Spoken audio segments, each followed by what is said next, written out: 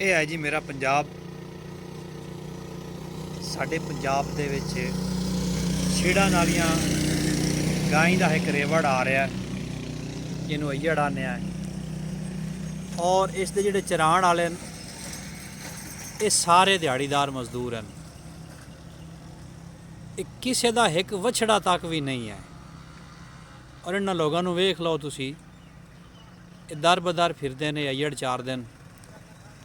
ਇਹ ਗਾਈਆਂ ਦੇ ਮਾਲਕ ਕਈ ਹੋਰ ਹਨ, ਜਿਹੜੀਆਂ ਬਹੁਤ ਬੜੀਆਂ ਬੁਲੰਦ ਕੋਠੀਆਂ ਦੇ ਵਿੱਚ ਤੇ ਮਰਸਡੀਜ਼ਾਂ ਦੇ ਵਿੱਚ ਰਹਿੰਦੇ ਨੇ।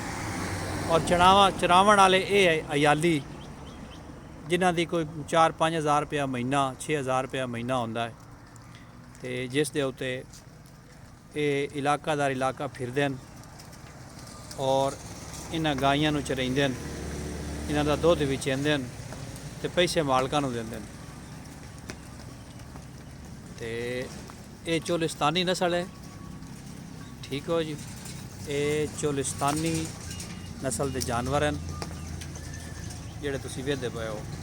ਔਰ ਮਾਸ਼ਾਅੱਲਾ ਇਹ ਸਾਡੇ ਪਾਕਿਸਤਾਨ ਦੀ ਬੜੀ ਹੀ ਜ਼ਬਰਦਸਤ ਦੁੱਧ ਦੇਣ ਵਾਲੀ ਨਸਲ ਹੈ ਤੇ गर्मी सर्दी बर्दाश्त करने वाली है, भुख तस बर्दाश्त करने वाली है, ठीक है।